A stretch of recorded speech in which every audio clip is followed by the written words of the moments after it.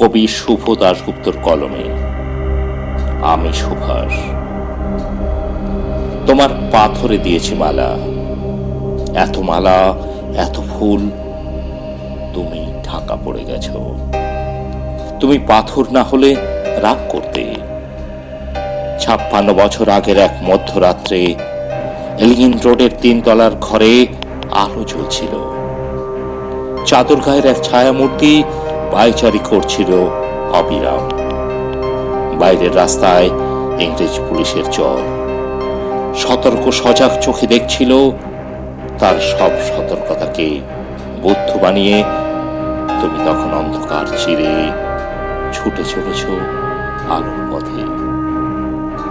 দেশের মানুষ কাকপক্ষী কেউ টের পায়নি। তুমি চলে যাবার পর 56টা শীত, বর্ষা, গ্রীষ্ম উধাও। তুমিও সেই থেকে প্রত্যেক জানুয়ারিতে পৃথিবীরে পাড়া ও ভাড়া সব মাটিতে তোমার অনশ্বর পায়ের ছাপ। সব রাইফেলে তোমার বুকের বারু, সব কুচকাওয়াজে তোমার স্বপ্নের ছন্দ। পরশ পাথরের মতো স্বাধীনতাকে খুঁজেছে তোমার অন্তরে লুকিয়ে থাকা খ্যাপা। তোমার গন্তব্য ছিল স্বাধীনতা, তোমার পথ ছিল স্বাধীনতা, তোমার স্বপ্ন ছিল স্বাধীনতা, তোমার প্রেম ছিল স্বাধীনতা। তুমি রক্ত চেয়েছিলে স্বাধীনতার জন্য, তুমি তাই পাথর।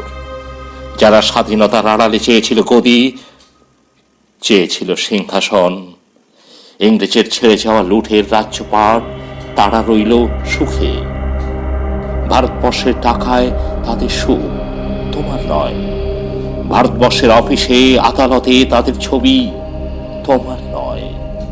ভারতবর্ষের সংবিধানে তাদের শৈশবও, তোমার নয়। ইংরেজ গরিব মানুষকে পায়ের নিচে রাখত।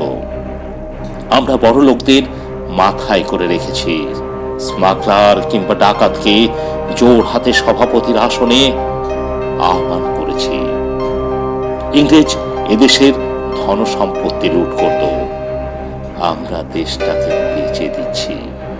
ইংরেজ দিয়েছে চাবুক, লাঠি, গুলি, আমরা দিয়েছি মাস্তান, মাফিয়া, নেতার গুলি।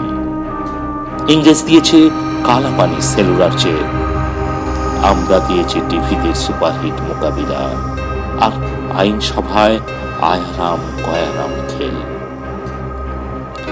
56 বছর আগের এক মধ্যরাতে পরাধীনে দেশ ছেড়ে তুমি চলে গিয়েছিলে। স্বাধীন এক স্বদেশে ফিরে আসার স্বপ্ন নিয়ে। তুমি ফিরে আসনি।